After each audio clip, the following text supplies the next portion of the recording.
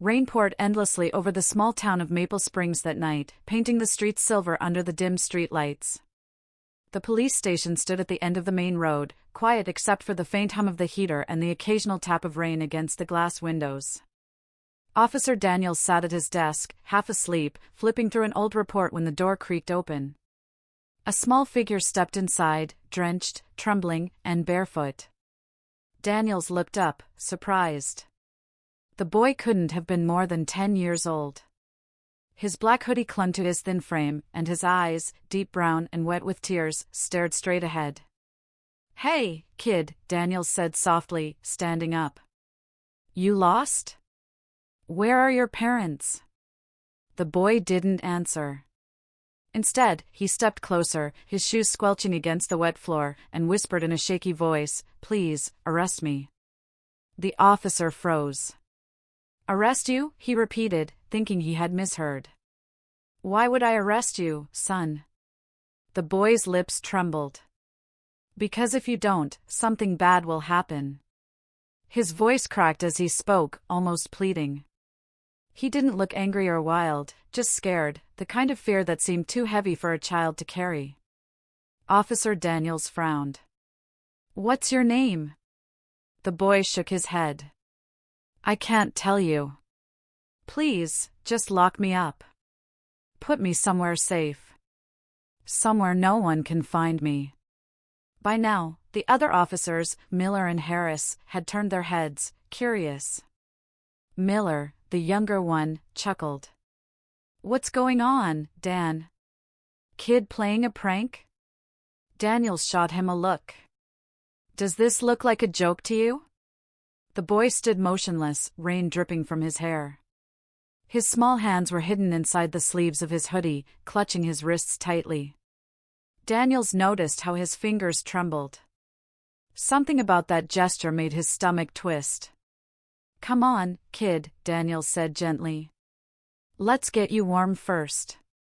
He led the boy to a chair near the heater and handed him a towel. The boy didn't move. He sat stiffly, staring at the flickering red and blue lights from a police car outside the window. "Do you want some water?" Daniels asked. The boy nodded slightly but didn't reach out to take the cup when it was offered. His eyes were fixed on the floor, where muddy water pooled beneath his feet.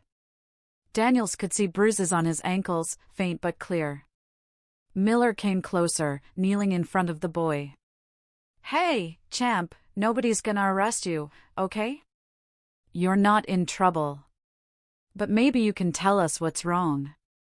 The boy slowly lifted his head, and the look in his eyes made Miller's smile fade. "I told you," he said quietly, "if you don't lock me up, someone will die tonight." Silence filled the room. The rain outside suddenly sounded louder. Daniels exchanged a quick look with Miller, both unsure what to say. "Who's going to die?" Daniels asked softly. The boy hesitated, then shook his head again. "I can't tell you that. I just know it's going to happen." The words hung heavy in the air. Daniels had been on the force for 20 years, but he had never seen fear like this. The boy's voice wasn't dramatic, it was honest, trembling, desperate. Daniels motioned for Harris to step outside and quietly check if there were any alerts about missing children. Harris nodded and left. Daniels turned back to the boy. "What's your name?" he asked again. No answer. "Do you live nearby?" Still silence. Daniels sighed. "All right," he said finally, sitting across from him. "Let's do this your way. You want to stay here tonight? Fine. But I can't arrest you unless I know why." The boy looked up, as if deciding whether he could trust him. His voice was barely a whisper. "You'll see when you check my wrist." Daniels frowned. "Your wrist?" The boy quickly pulled his sleeves down tighter, hiding his hands. "No," he said sharply. "Not yet. Not now." Before Daniels could ask again, Harris returned, shaking his head. "No missing child reports. Nothing about a runaway either." He lowered his voice. Could be a local kid. Maybe some trauma case. Daniels nodded slowly. Get child services on the line, just in case. But as he turned back, the boy was staring at him again, eyes wide, almost begging. Please don't call anyone, he said. They'll find me. Who will? Daniels asked. The boy's lips parted, but no sound came. His eyes shifted to the door as if expecting someone to walk in at any moment. Miller tried to lighten the mood. Kid, you sure you're not just scared of your parents finding you? You run away or something? The boy's voice was flat. I don't have parents. That stopped everyone. Even Miller's grin faded. Daniels felt something tighten in his chest. Okay, Daniels said gently, leaning forward. Then where did you come from? The boy looked toward the window, where lightning flashed in the distance. From the woods, he whispered. I walked all night. The woods? Daniels repeated. You mean the Pine Creek Forest? The boy nodded. Daniels and Harris exchanged a look. Pine Creek was miles away, dark, thick woods that no child would walk through at night. Daniels' voice softened even more. Why were you there? The boy's shoulders began to shake. Because he told me to leave. He said if I stayed, they'd all burn.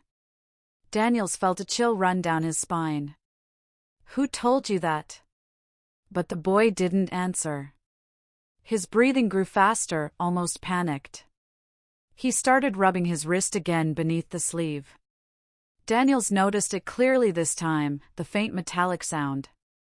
Like something hard, maybe metal, brushing against the fabric. Son, he said slowly, what's that on your wrist? The boy froze. For a second, his entire body stiffened, his eyes wide in terror. Don't touch it, he shouted suddenly, standing up. His voice echoed through the small room. Don't let anyone touch it. The officers stepped back, startled. Daniels raised his hands calmly. All right, all right. No one's going to touch it. Just relax, okay? The boy's breathing slowed, but tears streamed down his face. You don't understand, he whispered. If it starts again, it won't stop this time. What won't stop? Daniels asked, his voice gentle but alert. The boy wiped his eyes and looked at the ground. The noise. The fire. The screaming. The station felt colder suddenly. Miller swallowed hard. Dan, maybe we should call medical support. This kid's not making sense. But Daniels wasn't sure anymore. He had seen kids in shock before, lost, hungry, scared. But this was different. There was something the boy was hiding. Something that terrified him so much he would rather be in jail. Daniels stood and grabbed a blanket, draping it over the boy's shoulders. You're safe now, he said quietly. Nobody's going to hurt you. The boy didn't look convinced. You can't keep me safe, he murmured. He always finds me. Daniels crouched beside him. Who is he? The boy's eyes lifted slowly, glistening under the fluorescent light. His voice was soft, almost broken. My father. The words hit Daniels like a blow. Miller looked confused. His father? You think the dad's abusive? But before Daniels could respond, the boy spoke again. He's not like other fathers. He made this. He lifted his sleeve a little, just enough for a glint of metal to show beneath the dim light. Something dark and shiny circled his small wrist, tight against his skin, almost part of it. Miller took a step forward. What the hell is that? A bracelet? The boy quickly pulled the sleeve back down. Please, he whispered.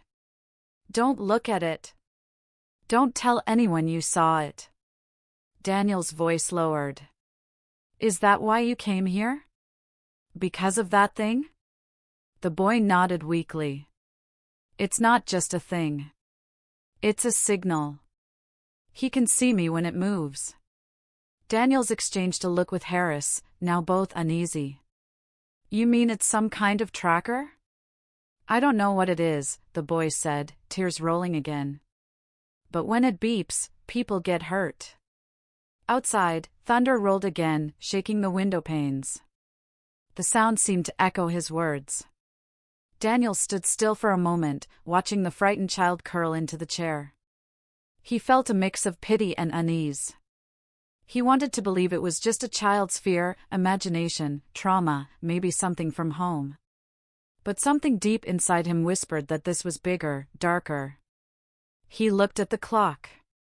Almost midnight. All right, son, he said finally. You can stay here tonight. We'll figure this out in the morning. The boy nodded but didn't look relieved. His eyes kept darting toward the door, as if expecting someone to burst in. Daniels turned off the main lights, leaving the soft yellow lamp on. As he walked past the desk, he heard the faintest sound, a single beat from the boy's direction. He turned quickly, but the boy sat still, eyes closed, pretending to sleep. Daniels frowned, uneasy. Maybe it was his imagination. Maybe it was something else. Outside, the rain grew heavier, drowning the town in silence. Inside the small station, an officer and a boy sat under the same flickering light, one searching for answers, the other hiding a secret that could change everything.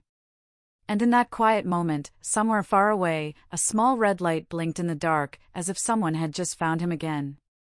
The morning light crept slowly through the cracked blinds of the small police station. The rain had stopped, but the streets outside were still damp, shining under the early sun. Inside, the air felt heavy, as if the strange night hadn't really ended. Officer Daniels sat at his desk with a cup of cold coffee, watching the boy sleep on the small couch across the room. His head rested on his arm, and for the first time, he looked peaceful. But even in sleep, his fingers gripped his wrist tightly, as if guarding something precious or dangerous. Daniels hadn't slept at all. Every time he closed his eyes, he could hear that faint beep from last night. It was soft, but real. He had checked every gadget in the room, the radio, the heater, the lights. Nothing had made that sound. The only thing left was the strange metal band on the boy's wrist. When Miller entered the station, yawning and carrying 2 cups of coffee, he noticed the dark circles under Daniel's eyes. You look like hell, he joked. Daniels didn't smile. That kid isn't just lost, Miller. Something's wrong with him, or with whatever he's wearing. Miller shrugged, setting 1 coffee down.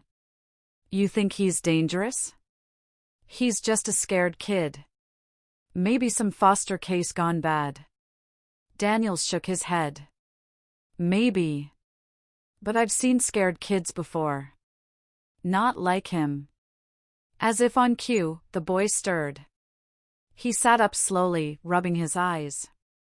His small voice broke the silence. Am I still here? Yes, Daniels said gently. You're safe here. Nobody's going to hurt you. The boy nodded weakly, his gaze fixed on the floor. Can I have some water? Miller poured a cup and handed it over. The boy took it carefully, his sleeves covering his wrists completely. Daniels watched him closely, every move, every glance. What's your name, son? Daniels asked again. The boy hesitated, then whispered, Eli. Okay, Eli, Daniels said. That's a nice name. Can you tell me your last name? He shook his head. I don't remember. Daniels leaned forward slightly. You don't remember? Or you don't want to tell me? Eli looked up, his eyes tired and red. If I say it, he'll find me faster. Who? Miller asked. Your dad? Eli froze for a moment, then nodded slowly. He always knows when I talk about him. It's like he can hear through the band. Miller raised an eyebrow. You mean that thing on your wrist? Eli pulled his sleeves tighter. Don't say it loud. Please. Daniels exchanged a look with Miller, silently telling him to back off. All right, he said softly. We won't say it. But you have to help us understand, Eli. Why did you come here last night? What are you running from? Eli's voice shook as he spoke. He made us wear it. Me and the others. The others? Daniels asked. There are more kids? Eli nodded. But they didn't make it out. His eyes glistened. He said it was for protection. But then they started screaming. I ran when the fire started. Daniel's heart sank. Fire? Where? In the woods, Eli whispered. There was a big house, with machines everywhere. He told me if I ever took it off, everyone would die. That's why I came here. If I'm locked away, maybe he won't find me. Miller exhaled slowly, whispering to Daniels, this is sounding like some twisted lab story. Daniels nodded slightly. Eli, he said carefully, what does your dad do? What kind of machines? He said he worked for people who wanted to make the world safe again, Eli murmured. But then he changed. He started hurting people, even me. Daniels felt a chill crawl down his neck. How did he hurt you? Eli didn't answer. He just lifted his sleeve slowly, revealing the band again. The metal looked tighter than before, embedded almost into his skin. Tiny blue lights blinked softly on its surface, like it was alive. Miller leaned in closer. That's not a toy, he muttered. Looks like tech I've never seen before. Daniels stepped closer, trying to see without touching. Does it hurt you? Sometimes, Eli said. When it beeps, I feel heat under my skin. Like it's burning from the inside. Daniels clenched his jaw. We'll get that thing off, I promise. Eli shook his head violently. No! Don't touch it. If you try, he'll know. He'll come. Eli, Daniels said softly, crouching to meet his eyes. He's not here. You're safe. But before he could finish, a sudden crackle came from the police radio on the desk. Static filled the air, followed by a faint whisper. Daniels frowned, adjusting the knob. Base, this is Daniels. You there? No reply, only the sound of static. Then, clear as a breath, a voice spoke through. You have something that belongs to me. Daniels froze. The boy's eyes widened with terror. The voice came again, lower, almost smiling. Don't touch the wristband. Miller's hand shot to the radio switch, turning it off. The silence that followed was heavy, almost suffocating. Eli's small body shook. I told you, he whispered. He can see me. Daniels tried to steady his voice. Eli, how could he know we were here? He always knows, Eli said. He said the band sends everything back to him, where I am, what I say, even who I talk to. Miller looked uneasy now. Dan, that radio transmission wasn't local. That was patched in somehow. Daniels rubbed his forehead. All right. Let's stay calm. Harris is checking the area.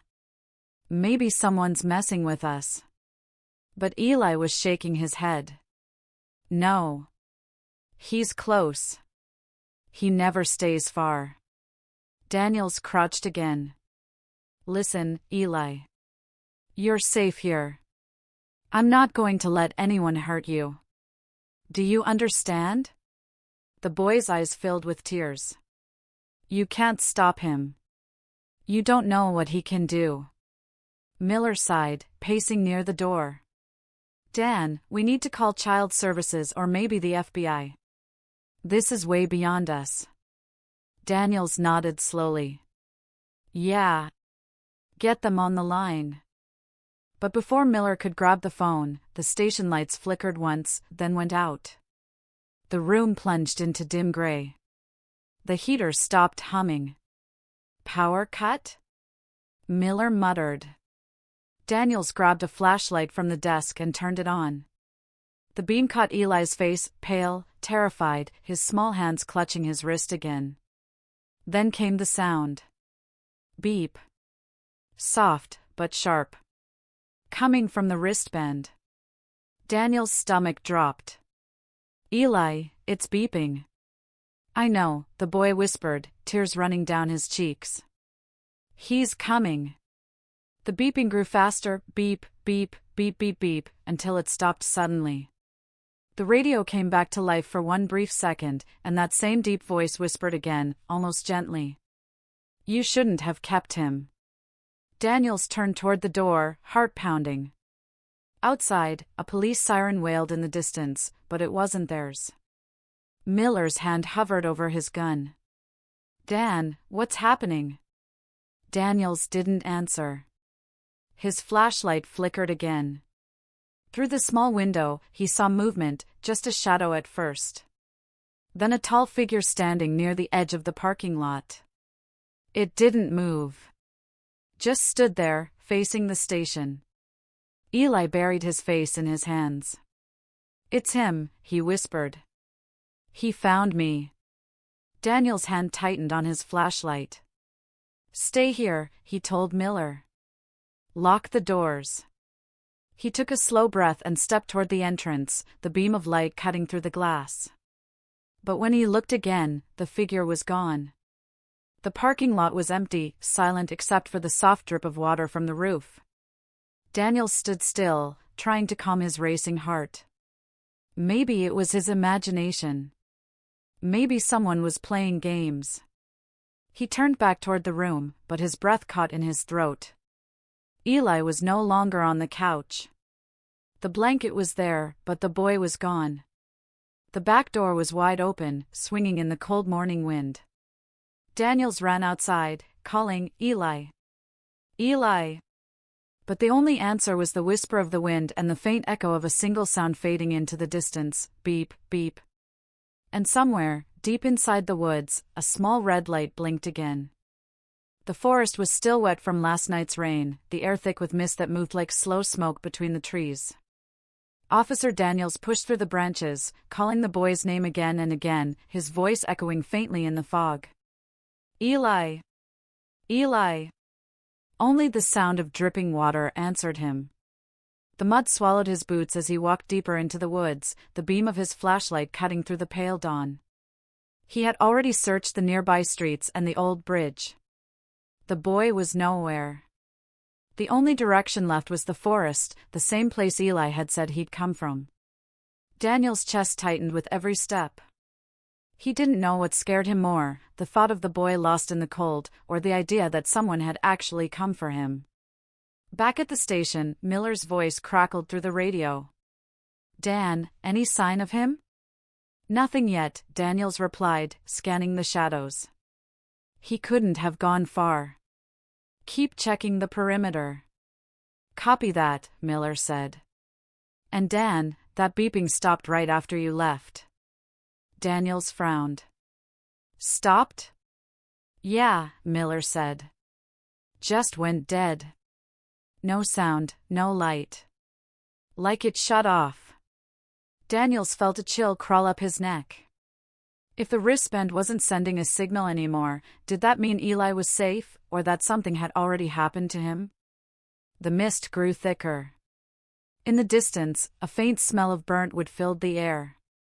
Daniels followed it instinctively. Soon, the trees opened into a clearing, and there it was. A small, burned-down house. Charred walls stood like black bones against the pale sky. Smoke still rose faintly from the ashes. Daniels stepped closer, heart pounding. He could see the remains of furniture, half a table, a chair, something that looked like broken metal parts scattered across the ground. He crouched near one of them. It wasn't from a regular machine. It looked like some kind of device, thin wires twisted around a small metal plate with a glowing red core in the center. The same color he'd seen on Eli's wristband. Dan, Miller's voice came through again, static-filled. You copy? Daniels pressed his radio. Yeah, I'm at an old house in the woods. It's burned down, but there's something here, machines, maybe experiments. I think it's connected to the boy. There was a pause. Dan, the files from missing persons just updated. You're not gonna like this. What is it? The kid, Eli, there is a record. But it's sealed under federal code. Last seen 2 years ago. Father, Dr. Nathan Crow. The same guy who went missing after those illegal tests in Pine Creek Labs. Daniel's grip on the radio tightened. You mean the scientist who disappeared after the explosion? Exactly, Miller said. The one who worked on, what did they call it, Project Halo. Something about controlling human emotion with tech. They shut it down after people got hurt. Daniel stared at the glowing metal piece in his hand. Project Halo. The name sounded familiar. He remembered reading about it once in a report, some experiment meant to measure fear and emotional patterns. But the project was rumored to have gone wrong. He swallowed hard and turned toward the remains of the house. Eli said he ran from fire, he whispered. Maybe this was it. He stepped over a collapsed beam and looked inside. The smell of smoke was stronger here. And then, near the corner, he saw it, something small, lying half buried under ash. A shoe. A child's shoe. Daniels knelt and picked it up slowly. It was small enough for a 10-year-old, and there was blood on the edge. His breath caught. There had been other children, just like Eli said. He turned his flashlight toward the far wall and froze. Someone had drawn something there before the fire, a black mark that hadn't burned away. It was a symbol, a circle with 3 lines through it, shaped almost like chains. Daniels took a photo with his phone, his heart racing. He didn't know what it meant, but it looked like something out of a lab or a warning sign. Then, faintly, from the woods behind him, came a small voice. Officer Daniels. He spun around, flashlight jerking. Eli? For a moment, there was only silence. Then, the voice came again, soft, trembling. Please don't come closer. Daniels aimed his light toward the sound. Through the fog, he saw him, Eli, standing by a large oak tree, barefoot and shivering, his hoodie soaked again. Eli! Daniels called, relief flooding his chest. Are you hurt? We've been looking everywhere for you. The boy didn't move. His face looked pale, almost gray under the weak sunlight. You shouldn't have followed me, he whispered. He's close. Daniels took a cautious step forward. Who's close, Eli? Your father? Eli nodded slightly. He doesn't like when people touch his work. I'm not here to hurt you, Daniels said gently. But I need to get you somewhere safe. Come on, let's go back to the station.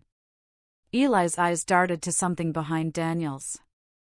It's too late. Daniels turned, but saw nothing, only fog and trees. Eli, there's no one here. Yes, there is, the boy whispered. He's watching us. Daniels stepped forward again. Eli, listen to me. The ground beneath him suddenly cracked with a metallic snap. He looked down. Half buried under mud was another device, almost identical to the one from the ruins, small, silver, with a blinking red light. Eli screamed, "Don't move!" Daniels froze. The device emitted a high-pitched whine, then stopped. The red light went solid for a second, then faded out. What the hell is this? Daniels muttered. Eli's eyes filled with tears. He put them everywhere. He said if I left, he could still see me. He said I would never be free. Daniels bent slowly, careful not to touch the device. Your father made these? Eli nodded. He said they help him feel what we feel. He said he needed fear to finish his work. Daniel's stomach turned. Feel what you feel? What does that mean? Eli looked up at him, his small voice shaking. He said when we're scared, he becomes stronger. Daniel's blood ran cold. Eli, your father, he's not a scientist anymore, is he? Eli didn't answer. He just backed away, whispering, he's coming. I can hear him. Eli, stop. But before Daniels could finish, the boy turned and ran deeper into the woods. Eli! Daniels shouted, running after him, pushing through branches and roots. He could barely keep up, the boy was fast despite his small frame. The forest grew darker, thicker, as if it was swallowing them both. Then, suddenly, Daniels saw movement ahead, two shapes instead of one. Someone was standing in front of Eli. A tall man, wearing a long dark coat. His face was hidden by the fog, but his hand rested gently on Eli's shoulder. Daniels froze, breath caught in his throat. Step away from the boy, he shouted, aiming his flashlight forward. The man didn't move. For a moment, the light caught something on his wrist, metal, glowing faintly red. Just like Eli's. Who are you? Daniels demanded. The man finally spoke, his voice calm but chilling. You shouldn't have looked for him. Let him go! Daniels yelled. The man tilted his head slightly. You don't understand. He's the only one who survived. He's my creation. Eli looked back at Daniels, eyes wide, tears streaming. I'm sorry, he whispered. He found me. And before Daniels could take a single step forward, both of them vanished into the fog. Daniels ran ahead, heart hammering, calling their names. But when he reached the clearing, there was nothing, no footprints, no movement, no sound. Only the faint smell of smoke again. He stood there, breathing hard, feeling the world tilt around him. Then, from the ground beside him, he heard it, faint, steady, haunting. Beep. Beep. Beep. He looked down. A new device, half buried in the mud. Its tiny screen flickered once, displaying 3 words before it shut off completely. He's not yours. Daniel stared at it, the echo of the boy's voice still in his ears. The forest had gone completely silent, but inside, he knew one thing for certain, whatever this was, it was only the beginning. The morning sun barely reached through the thick canopy of Pine Creek Forest. The mist still lingered like smoke, curling through the trees and wrapping the air in a cold, heavy silence. Officer Daniels stood beside the burned house, his uniform damp with dew, eyes scanning the blackened ruins one more time. His heart still pounded from what he'd seen Eli, the boy he had promised to protect, vanishing into the fog with that strange man who called himself his father. Daniels crouched and lifted another twisted piece of metal from the ashes. It was part of a machine, small and complex, filled with tiny gears and wires. The center bore the same mark he had seen drawn on the wall, the circle with 3 lines cutting through it. He didn't know what it meant, but every time he looked at it, something inside him felt wrong. It wasn't just a logo.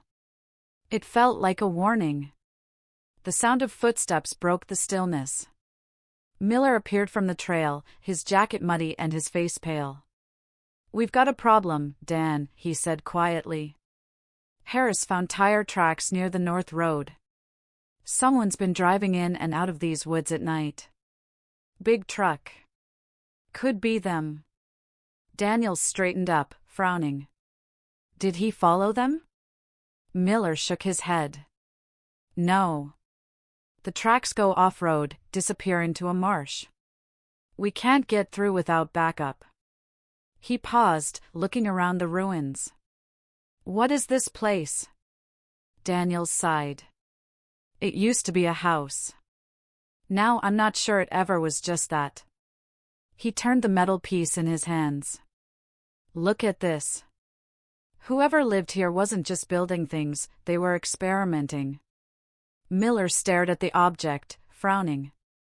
You think the dad, that Dr. Crow guy, was running his lab here? I think so, Daniels said. And whatever he was making, he tested it on his own kid.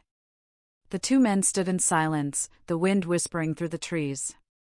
Somewhere deep inside, a bird called, short, lonely, and sharp. Daniels pulled out his phone and opened the picture he had taken of the symbol. This isn't over, he muttered. We're going to find that boy. Miller nodded slowly. And what if the man's still out there? Daniels looked toward the forest's edge, where the mist thickened again. Then we bring him in, no matter what it takes. They returned to the station later that afternoon, covered in dirt and frustration. Harris was already there, sitting at the desk with a laptop open. He looked up as they entered. You guys need to see this. On the screen was a map, the surrounding area of Pine Creek. Several red dots blinked across it, connected by faint lines. What's that? Daniels asked. Harris zoomed in on one of the dots. This is where we found that first burned house. But I ran a heat scan from the last few satellite passes. These other red dots? They're small energy sources in the same pattern, same coordinate style. Almost like a network. Miller leaned closer.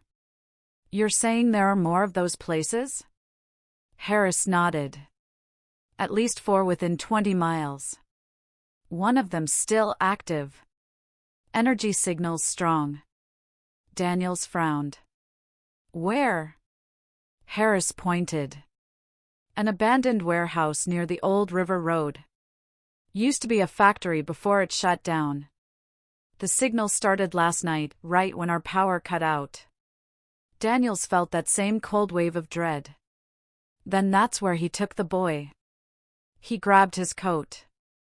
Get the car. We're going now. The drive to the warehouse took nearly an hour. The road grew narrower the closer they got, lined with tall trees that blocked most of the light. The place had been closed for years, no workers, no security, just rusted gates and faded warning signs. When they reached the front, the old fence was already broken. The padlock hung open, its chain snapped. Looks like someone's been here, Miller said. Daniels nodded and pulled his flashlight from the dashboard. Stay sharp. They stepped inside. The air smelled of metal and damp wood. The floor was scattered with broken crates, empty wires, and papers soaked from water dripping through the roof. Every sound echoed through the vast hall. Over there, Miller whispered, pointing. In the far corner, under a flickering light, sat a table. On it were several small devices, circular, metallic, and blinking faintly red. The same ones Daniels had found in the woods. He approached slowly, his heart pounding. He's been here, he said under his breath. One of the devices suddenly made a soft click. Daniels flinched. The tiny screen on top lit up, showing a single line of text. You shouldn't have followed. Miller stepped back. Dan, what the hell is this? Some kind of trap? Before Daniels could answer, a soft voice echoed from behind the machines. It's not a trap. It's a test.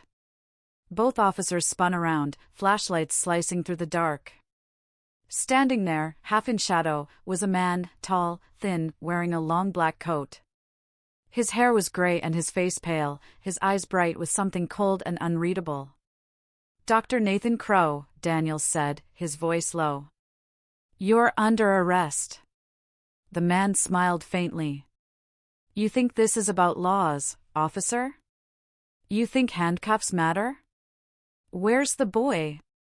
Daniels demanded. Dr. Crow tilted his head. Eli? He's safe, for now. I've kept him alive longer than anyone else.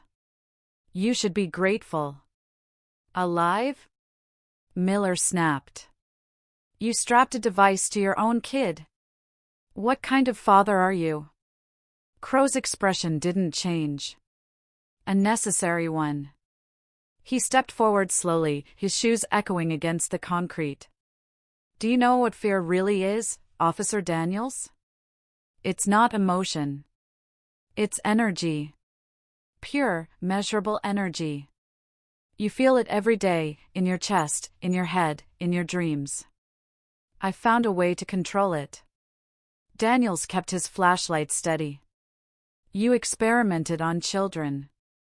I gave them purpose, Crow said softly. They were lost, broken, forgotten. I made them useful. Daniel's stomach turned. You killed them. Crow smiled. Only the weak ones. Before Daniels could speak again, a sound came from above, a faint clink. He pointed his light upward and saw movement in the metal rafters. For a moment, he thought it was an animal. Then he saw the small shape crouched there, clinging to a beam. Eli. Eli. Daniels called.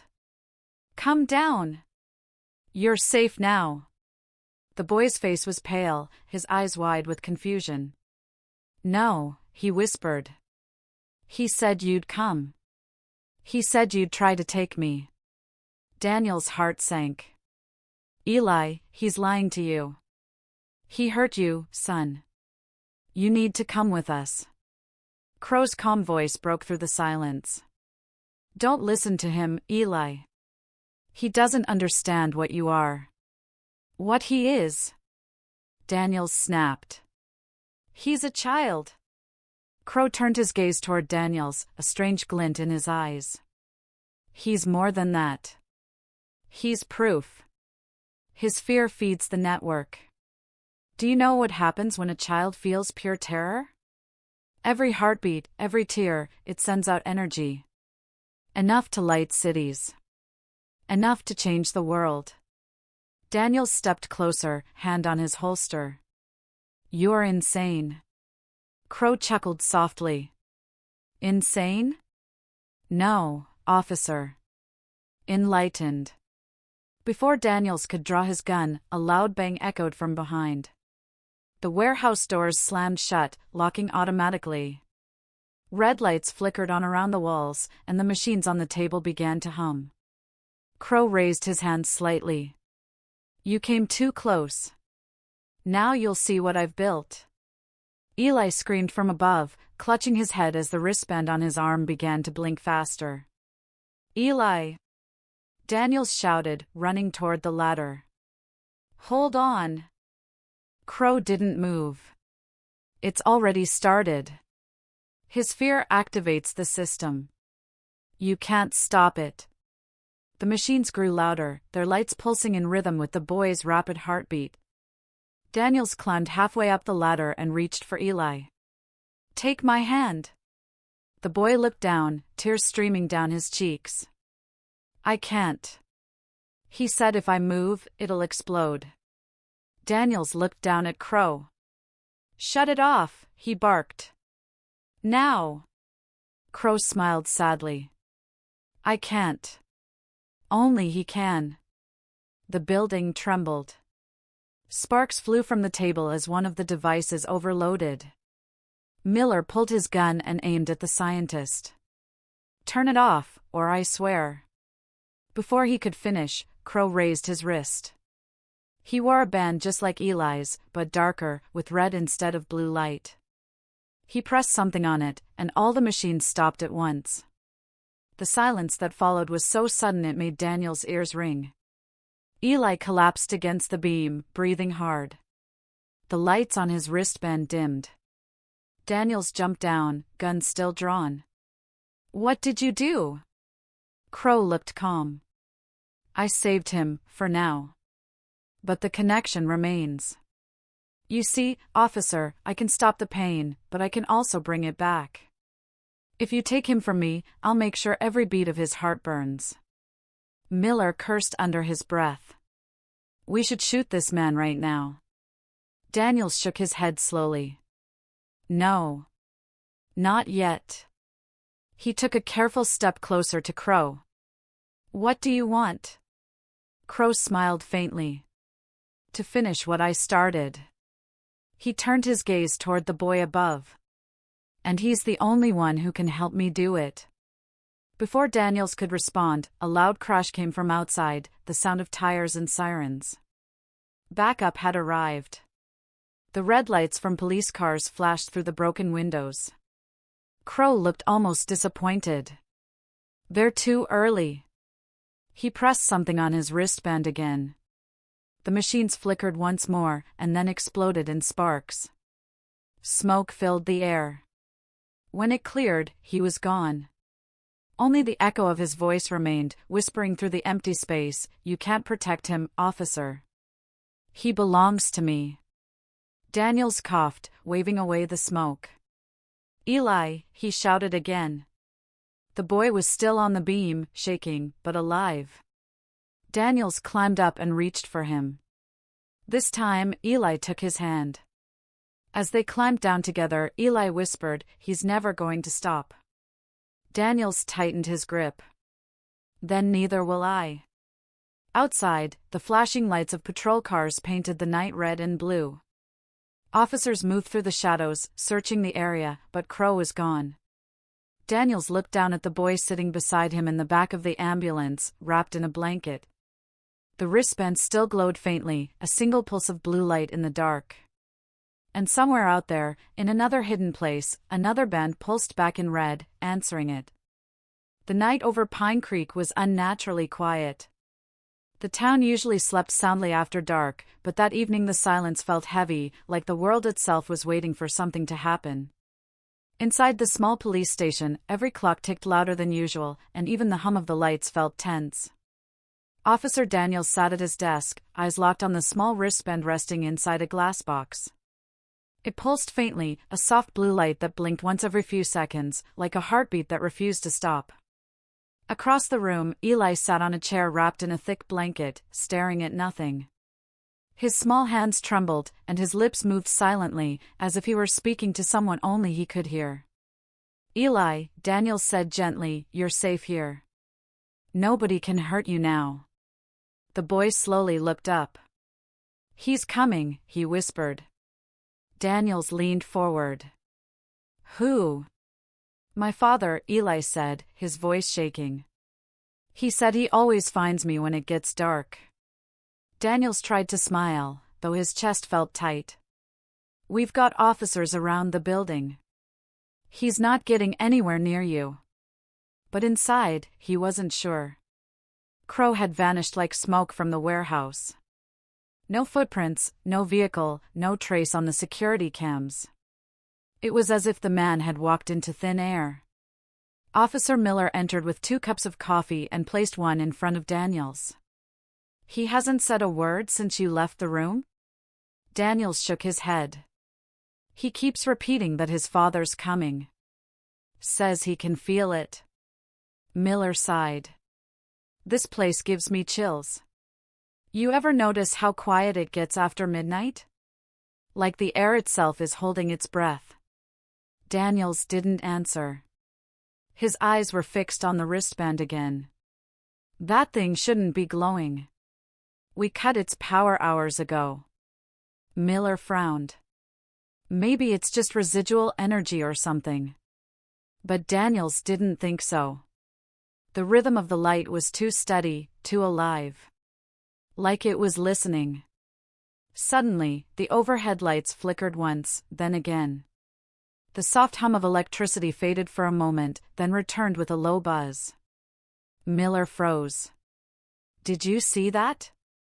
Daniels stood, hand instinctively reaching for his gun. "Yeah." They both turned as Eli began to shake violently. His eyes rolled back, and he gasped, clutching his wrist. The blue light on the band turned red. "Eli!" Daniels rushed forward, grabbing the boy's shoulders. "Talk to me, kid. What's happening?" The boy's lips trembled. "He's here." The power suddenly went out completely. Every light, every sound, gone. The entire station fell into darkness. Only one thing glowed, the boy's wristband, blinking crimson like a warning signal. Miller pulled out his flashlight, its weak beam cutting through the dark. "Backup generator should have kicked in," he shouted. Daniels turned toward the hallway. "Stay with him," he ordered, moving toward the power room. As he stepped through the corridor, the silence grew thicker. The sound of his boots echoed against the tiles. Then, faintly, from somewhere near the entrance, came a click. He froze. It was followed by another, the sound of the front door unlocking on its own. "Miller!" Daniels called out. "He's in the building." Before Miller could answer, a shadow moved across the far wall, tall, narrow, and unmistakably human. The beam of the flashlight caught only a glimpse, a long coat, a pale face, and eyes that gleamed even in the dark. "Good evening, officer," came the calm, familiar voice. "Did you really think locks would keep me away?" Daniels raised his gun. "Crow!" The man stepped into the faint light. His face was half hidden, but his voice carried smoothly through the silence. "You should be proud. You did everything right. But fear always finds its way home." "What do you want?" Daniels growled. Crow smiled slightly. "You know what I want. My son. He doesn't belong to your world. He belongs to mine." Daniels steadied his gun. "You're not taking him." Crow tilted his head.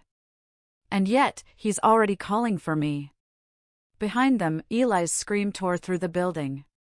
Daniels spun around and ran back toward the main room. Miller was struggling to hold the boy, who was thrashing wildly, the wristband glowing brighter and faster. "Dan, it's heating up!" Miller shouted. "It's burning him!" Crow's voice echoed closer now, calm and controlled. "He's connected to me, officer. Every time you resist, you hurt him.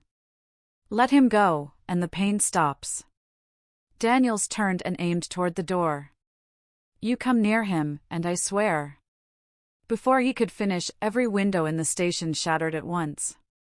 The blast of cold air and glass knocked them to the floor. Papers flew everywhere, and the lights flickered back on for a split second, enough for Daniels to see Crow standing outside the broken glass, looking directly at Eli. The boy stopped screaming. His eyes opened slowly, and for a moment, he smiled. "Dad," he whispered. Crow lifted his hand, showing his own wristband, still glowing red. "It's time to come home, Eli." "No!" Daniels shouted, pulling the boy back. But the band on Eli's wrist responded instantly, flashing faster, blue and red lights intertwining like sparks. The air around them buzzed with static. Crow spoke softly, his words clear even through the wind.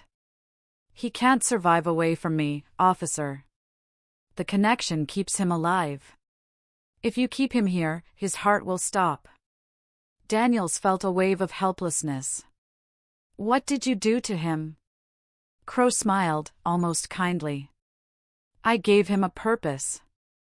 Then the power cut again, total darkness. When the lights returned a second later, Crow was gone. The boy lay unconscious, his small body trembling. Miller rushed forward. "He's breathing, but just barely." Daniels lifted Eli gently into his arms. "Get the med team now." As they hurried toward the ambulance outside, Daniels looked back once more through the broken station window. In the distance, across the road, near the tree-line, stood Crow. His face half hidden by shadow, his wristband pulsing red like a heartbeat that matched Eli's faint blue glow. He raised his hand slightly, as if to wave, and then stepped back into the darkness, vanishing once again. Daniels tightened his grip around the boy. "You're not taking him," he muttered under his breath. "Not ever." But deep down, he knew this wasn't over. The connection between them was still alive, glowing, pulsing, feeding on fear. And somewhere in the black silence beyond Pine Creek, Crow was still watching, waiting for the moment to return. The boy's faint whisper broke the quiet as the ambulance doors closed. He can still see me, Eli murmured. Even when my eyes are closed. Daniels felt a chill run down his spine. He looked out the window as the vehicle drove away, the night swallowing the road behind them. For the first time, he began to wonder, what if the boy was right? The morning after the attack felt heavier than any storm. The police station was in ruins, shattered glass, burnt circuits, and frightened officers who couldn't explain what they'd seen.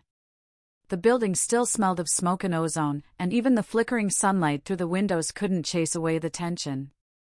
Officer Daniels hadn't slept all night. He stood in the hospital corridor, watching Eli through a small glass window. The boy lay on the bed, motionless, connected to machines that beeped in rhythm with his heartbeat. The blue light on his wristband had faded to a faint shimmer, pulsing softly with every breath. Dr. Lewis, the hospital's chief physician, stepped beside Daniels. Her voice was calm but serious. His vitals are stable for now, but whatever's on his wrist, it's not like anything I've seen. It's fused to the skin. If we try to remove it, it might stop his heart. Daniels rubbed his temples. So, we can't take it off? Not without killing him, she said grimly. It's reading his pulse, his brain waves, even his temperature, like it's alive. Daniels stared at the boy, guilt heavy in his chest. That man did this to him. He called it a connection. Dr. Lewis frowned. A connection? He said if we keep the boy away from him, his heart will stop. She shook her head slowly. Then we're not dealing with technology anymore. We're dealing with obsession. Daniels didn't answer. He looked at Eli again, small, pale, fragile, and he couldn't shake the image of the red wristband glowing in the dark. Crow's voice echoed in his head, fear always finds its way home. Hours later, Daniels sat in the evidence room with Harris and Miller, the only ones who hadn't gone home. The room was filled with clutter, wires, broken cameras, and the pieces they'd collected from the warehouse. Harris tapped his keyboard, bringing up a blurry photo on the screen. You see this? He said, pointing to a frame from the warehouse security cam. That's not just a machine. Look closer. Daniels leaned in. The image showed several devices connected by thick cables, each one glowing with faint red light. In the center, something was suspended, a shape, small and human-like. Is that a body? Miller asked. Harris nodded. Looks like a child. The system was drawing power from it. Or maybe, feeding it. Daniels felt a chill crawl up his spine. Crow was experimenting on kids to power those devices? Harris clicked again, pulling up a file he'd found online. Crow used to work at a research facility in Boston, a private lab called Novatech. They were developing emotional energy sensors, stuff that reads brain activity during extreme emotions. Fear, grief, pain. He was the lead engineer until the project was shut down. Why shut it down? Daniels asked. Because 3 test subjects died, Harris said quietly. Children. All of them connected to experimental devices like that wristband. The room went silent. Daniels looked down at the table, his fists clenched. He didn't stop, did he? He took his work underground. Miller leaned back. So, Eli was one of his test subjects? Daniels shook his head. No. Eli was his son. The final experiment. Harris frowned. You think the device links them? Daniels nodded slowly. When Crow's wristband glows red, Eli's glows blue. When one feels pain, the other reacts. It's not just technology, it's synchronized biology.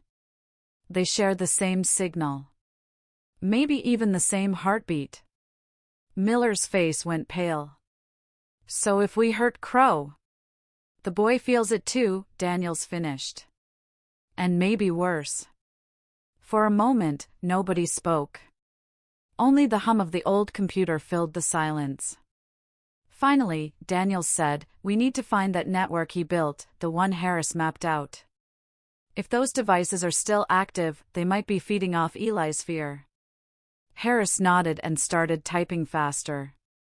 "Give me an hour. I'll trace the signals again." Daniels stood, his mind racing. "We're running out of time. Crow's not hiding. He's planning something." That night, the hospital was quieter than usual. Eli hadn't woken up all day. His pulse stayed weak, and the blue glow on his wrist faded even more. Daniels sat beside his bed, unable to leave. He spoke softly, hoping the boy could hear him. "You're strong, kid. I don't care what he did to you, you're stronger than him." Eli stirred slightly, his lips parting. His voice was barely a whisper. "He's close." Daniels leaned forward. "Who? Your father?" The boy's eyelids trembled. He can hear me when I'm scared." Before Daniels could answer, the monitor beside the bed beeped rapidly. The blue light on the wristband brightened, then shifted to red. Daniels stood up fast. No, not again." Eli gasped and clutched his wrist, crying out. "He's angry." The lights in the room flickered, and a cold wind seemed to move through the walls. Papers rustled. The door creaked open on its own. Dr. Lewis ran in. "What's happening?" Daniels looked at the monitors. "He's reacting to something outside." Eli's voice rose, desperate.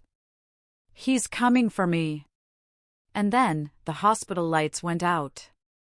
For a few seconds, there was only darkness and the red glow from Eli's wristband pulsing faster and faster, almost too fast to follow.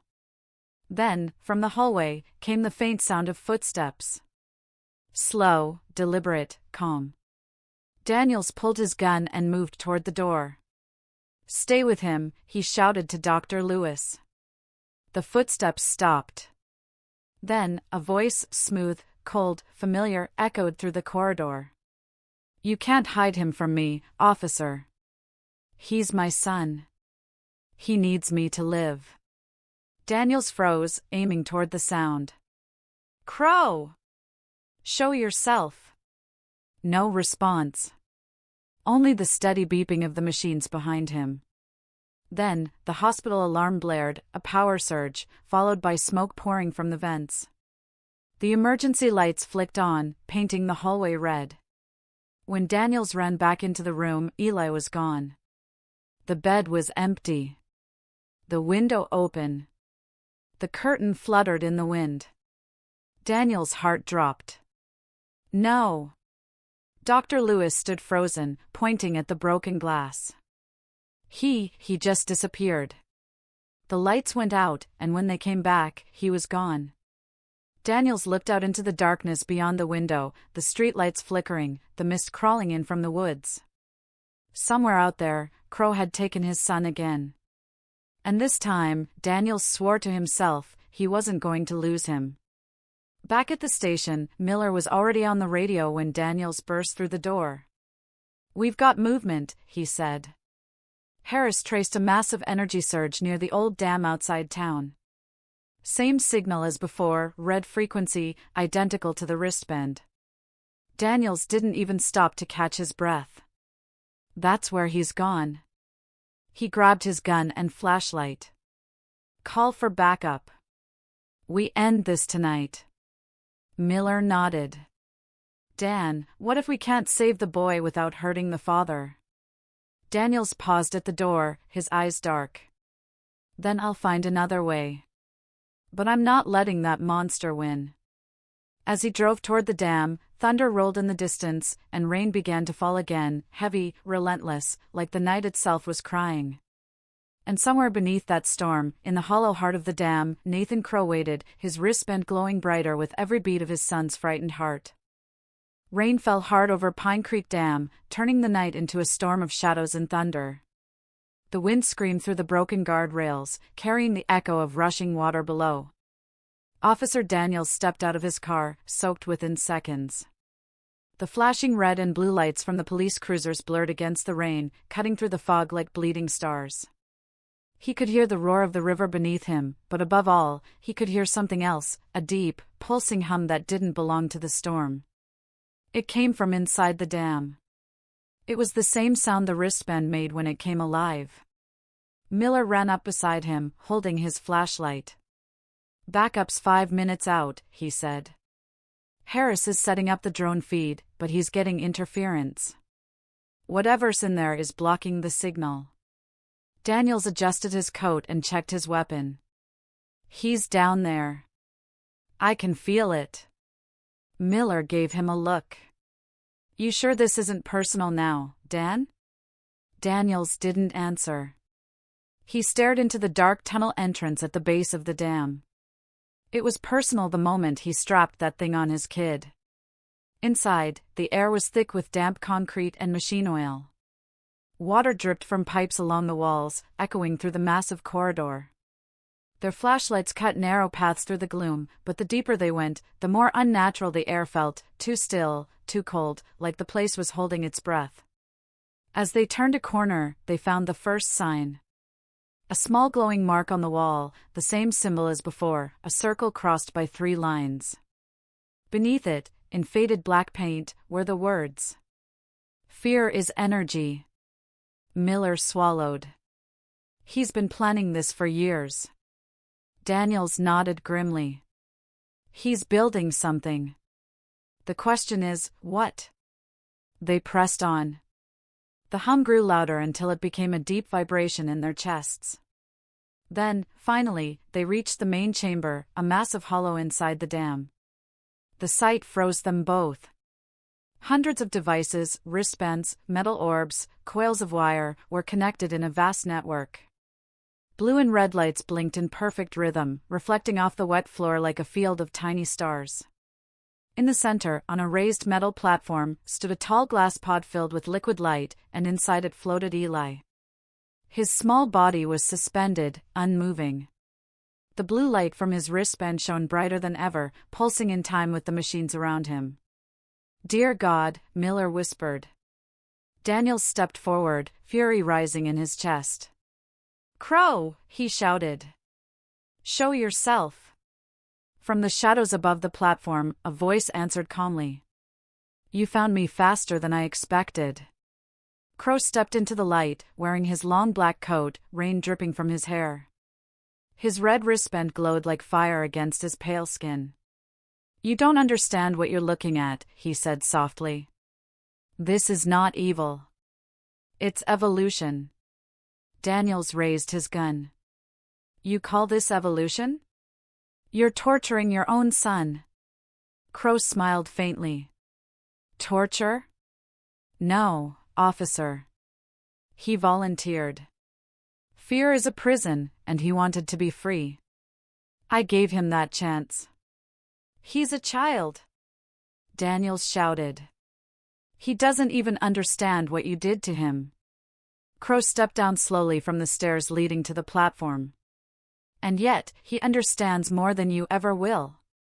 You live your whole life feeding on fear, the fear of loss, the fear of failure. I simply learned to harvest it." He pointed to the network of machines surrounding them. "These devices take the energy of fear and convert it into power. Emotional current, officer. One human heart can light up a city, if you know how to use it." Miller shook his head, horrified. "You're insane." Crow ignored him. His eyes stayed fixed on Daniels. "You think I hurt him, but the truth is, we're connected. His fear feeds the network, and my strength keeps him alive. We share everything, every heartbeat, every breath." Daniels lowered his gun slightly, his voice rough. "Then why is he still afraid?" Crow hesitated for the first time. "Because," Daniels said slowly, "you are the fear." Crow's jaw tightened. "No. I am control." He lifted his wrist, pressing a hidden button on his band. The machines roared to life, lights flashing violently. Eli's pod began to glow white-hot, his small body trembling inside. "Stop it!" Daniels shouted. Crow's voice boomed across the chamber. "It's too late. The network is active. When the countdown ends, fear itself will become power, endless, pure, unstoppable." A digital timer appeared on one of the control screens, 09:59. 09:58. Miller cursed. "It's a bomb?" "No," Crow said, his eyes wild now. "It's a transformation. When the clock hits 0, this dam will release a wave of energy, spreading fear through every person within 100 miles. It will change them. It will make them feel what Eli feels. Pure, unfiltered terror. And from that, I will create peace." Daniels fired. The bullet struck a metal beam beside Crow, sparking against the wall. Crow flinched but didn't stop. "You can't kill me, officer. If I die, so does he." Daniels froze. The boy's life, tied to the man's heartbeat. Crow smiled faintly. "Now you understand." The timer hit 8:43. Daniels turned to Miller. "We've got to separate them. If we can break the signal." "Already trying," Miller said, rushing to the control panel. "But this thing's wired into everything." The lights flickered. Eli's body spasmed inside the pod, bubbles of air escaping from his mouth.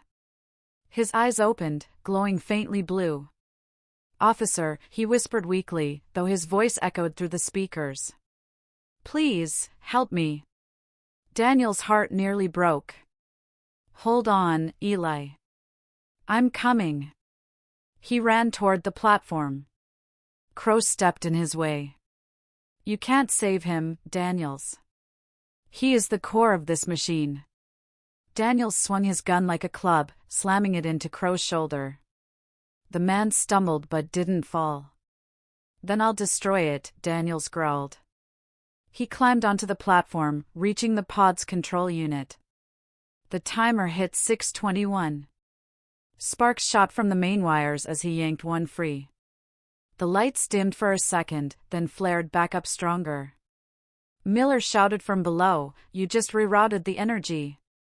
You'll overload the system. Then we'll end it together." Daniels yelled back. Crow rose again, his wristband pulsing brighter. "If you do this, you'll kill him." Daniels looked through the glass at the boy, pale, terrified, but still breathing. "No," he whispered. "I'll set him free." He reached for the final lever. Crow lunged. The two men collided, fighting against the control panel. The machines screamed, sparks raining around them. The timer hit 4 o'clock. Crow's eyes glowed with fury. "You think you're the hero? You're just like me, ruled by fear." Daniels struggled to push him back. "The difference is, I fight it." With one last burst of strength, he slammed Crow's arm against the console. The scientist cried out in pain as his wristband cracked, sparking violently. Immediately, Eli's pod flickered, the light turning from blue to white. The boy's wristband blinked wildly. The timer jumped down faster, 03:59. 03:00. 02:45. "Dan!" Miller shouted. "It's collapsing. The whole structure's going to blow." Crow fell to his knees, clutching his broken wristband. "You fool, you've doomed us all." Daniel smashed the glass on the pod, reaching inside. The water burned his skin, but he didn't stop. He pulled the boy out, wires snapping one by one. "Come on, Eli. Wake up," he shouted. The boy's eyes fluttered open. "It hurts." "I know," Daniel said, holding him close. "But you're safe now." The timer hit 1:10. Miller screamed, "We have to go." Daniels ran, carrying Eli in his arms. Behind them, Crow crawled toward the console, blood dripping down his arm. "You can't stop it," he yelled. "Fear doesn't die, it spreads." The timer flashed 0:30. Daniels and Miller reached the tunnel just as a blinding white light exploded from behind. The shockwave threw them to the ground. The sound was deafening, like thunder and screams mixed together. Then, silence. When Daniels opened his eyes, everything was covered in dust and smoke. The hum was gone. The machines were silent. The red and blue lights had vanished. He looked down. Eli was still breathing, weak but alive. Miller coughed beside him. "Dan, the dam's holding, but we've got fires everywhere." Daniels nodded, exhausted. "We stopped the countdown." But then, through the haze, he saw something, a faint red glow flickering beneath the debris. Crow's wristband. Still active. And somewhere under the collapsed platform, a soft voice whispered through the static. "Fear never ends." The sun rose slowly over Pine Creek, spreading a soft orange light across the broken dam and the valley below. Smoke curled from the cracks in the concrete, and rescue sirens echoed faintly in the distance. The once raging storm had passed, leaving behind a silence that felt heavy, almost sacred. Officer Daniels sat on the cold ground, his back against a ruined beam, holding Eli close. The boy was wrapped in a thermal blanket, shivering but alive. His small wrist, once marked by the glowing band, was now bare, red from burns but free. Each time Daniels looked at it, he felt both relief and sorrow. Miller limped toward him from the other side of the wreckage, his uniform torn, face streaked with dust and blood. "The rescue team's here," he said softly. "They're searching the lower chambers." No sign of Crow yet. Daniels nodded, eyes distant. "He's still down there." Miller sighed. "You think he survived that blast?" Daniels glanced at the boy. "He survived everything else." The medics carried Eli to the ambulance, but he refused to let go of Daniels' hand. His voice was faint. Is it over?" Daniels knelt beside him. "Yeah, kid. It's over now." Eli looked up at him, tears mixing with dirt on his cheeks. "I didn't mean for anyone to get hurt.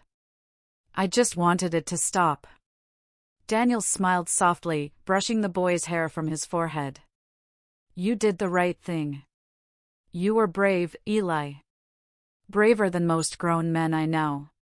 The boy's eyes began to close, exhaustion pulling him under. "Will he come back?" he whispered. Daniels hesitated before answering. "No. Not this time." But deep inside, he wasn't sure. Later that day, as the sun set behind the mountains, Daniels stood at the edge of the dam, watching the rescue divers pull debris from the lower water tunnels. The team lead approached him with a grim expression. "Sir, we found something." They laid a black waterproof bag on the ground. Inside was the remains of a wristband, Crow's. It was cracked, still faintly glowing red, but no body was recovered. Daniels stared at the broken device. "He's gone?" The lead officer shrugged. "Either crushed by the collapse or washed downstream. We'll keep searching." Miller joined him, shaking his head. "Somehow, I doubt he's really gone." Daniels didn't reply. He kept staring at the faint red light until it finally blinked out. Days passed. Pine Creek began to recover. The story of the boy who wanted to be arrested spread everywhere, news channels, newspapers, even talk shows. People called Eli the fearless child. Some said he was part of a government experiment. Others said he was a miracle. But the truth was something only Daniels and Miller knew, and they never spoke of it publicly. Eli was placed under protective care in a safe hospital far from town. Doctors said his heart was weak, his body damaged by months of exposure to whatever Crow had done. But every time Daniels visited him, the boy smiled, as if the weight of the past couldn't touch him anymore. One evening, as Daniel sat by his bedside, Eli opened his eyes and said quietly, "Sometimes I still hear him." Daniels looked up. "Hear who?" "My dad," Eli whispered. "In my dreams. He says he's proud of me. But he also says, fear doesn't die, it sleeps." Daniels froze. "And what do you say back to him?" The boy smiled faintly. "I tell him I'm not afraid anymore." Months later, when the hospital finally cleared Eli for adoption, Daniels signed the papers himself. He brought the boy home, to a small white house on a quiet street. On his desk sat a small metal box, the broken wristband inside it, sealed forever.